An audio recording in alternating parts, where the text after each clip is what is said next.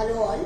So our topic for today is carrier lifetime by pulse reverse method. So we will first look at what is carrier lifetime and then go to the experiment.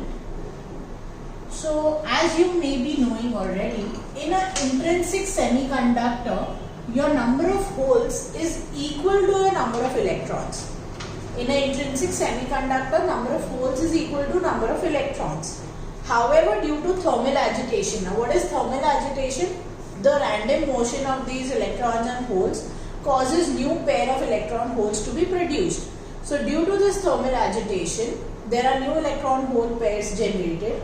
However, these recombine and destroy. So basically the net amount of holes and pair electrons is still constant. The equilibrium is always maintained.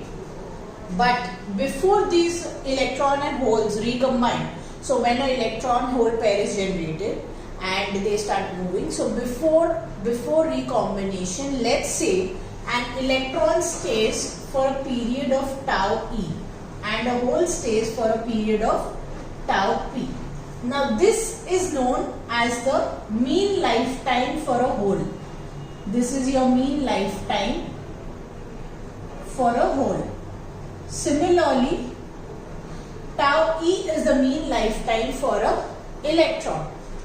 In our experiment, which is carrier lifetime, we are more concerned with this because this is a minority charge carrier and the aim of this experiment is to calculate the mean lifetime of the minority carrier.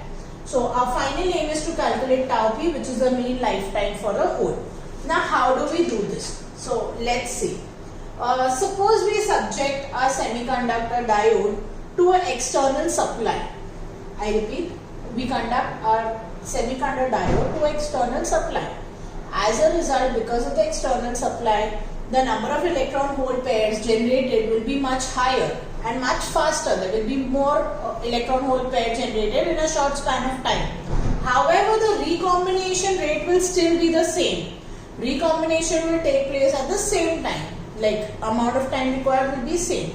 So what happens? Let's see. So before that, I'll first draw the circuit diagram of this. So your circuit looks something like this.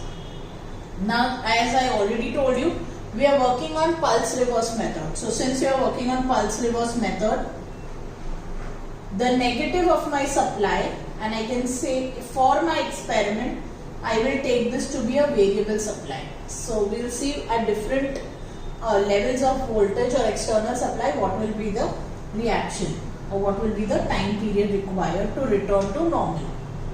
The negative is connected to a positive of diode. My negative of diode is, let's say, connected to a resistance. I have my main function generator. My function generator will give a constant square wave. So let's say this square wave is a 10 volt peak to peak and we hold this at 50 Hertz frequency. When I say 50 Hertz frequency, that means the on time and off time will be 1/50 time period, and this completes my circuit. And I will measure. Now to calculate this tau p, there will be a number of formula we use, but what we need from the experiment is the V out across this resistance. So we will measure our V out across this resistance. Now let's see how this functions. So when the square wave applied is at high level, and I will take, for instance, I am at 0 volt here. So for high level of square wave, the input is positive here. So now let's see the waveform. I'll explain with the waveform. Let's say this is my voltage and this is my time. So I will get a constant positive voltage. I repeat, when the high level of square wave is passing through this diode, I will get a constant positive voltage because this is 0. Suppose this, not suppose, but obviously after some time the square waves come to negative end. So the minute this square wave comes to negative, if this is not 0, if we were at 5 volt, For example, the applied voltage now would be -5 because this is in reverse. So I will automatically come down. Now, when this again supply goes low, what happens is there will be some amount of time before, as I said initially, the number of holes is equal to number of pairs. So actually I should be at ground state. But to come to this ground state, as I explained recombinations, then since this supply is low, it will eventually come to this ground state. But before coming to this ground state, it will require some amount of time delay.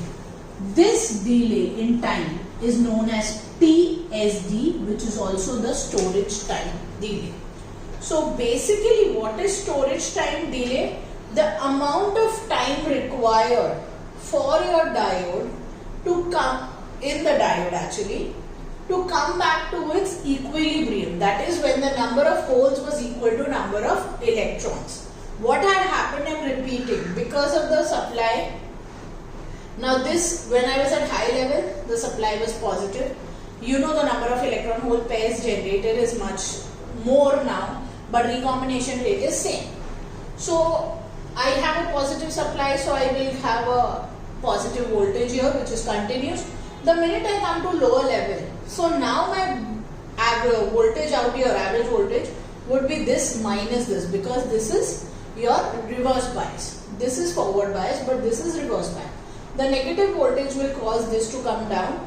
Now as a result, before it goes back to the state where number of electrons is equal to number of pair holes, that is at equilibrium, there will be some time before that which will elapse. That is known as TSD. And this is how your wave will look like. So from your wave, what will you measure is TSD. You will measure this V forward, which is the positive voltage, and you will also get, now as I said, when I am at low level, I will get some reverse voltage. So I will also measure this reverse voltage. Now what happens is, using these values, we will calculate a factor given as A. This A is nothing but VF upon VF plus VR. And like you have sine, cosine tables, you also have something known as an error function table. So this value of A, when taken along the error function inverse table, will give me a constant B. And I already have this TSD. So the mean period is given as TSD into inverse square of B. So using these formulas, I will get the mean period for a hole, the mean life of a hole. Now again, this may be, I just started at 0. I will vary this. So you will understand one thing. When you vary this, now since reverse voltage has increased, so this waveform changes. What happens is, the forward voltage now reduces and the value of reverse voltage increases. Why? This was 0, this has now become 1. Reverse voltage has increased. So reverse voltage increases, forward voltage goes down.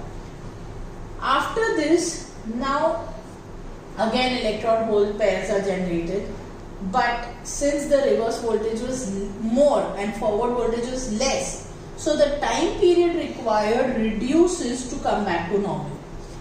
What had happened was, this was more, but as this value reduces, the time period to come to normal also reduces. So TSD also reduces. Again, when you substitute these values, so you will find that this remains a constant. And that is the aim of the experiment, to calculate this, and this should be almost constant for various combinations of your voltages.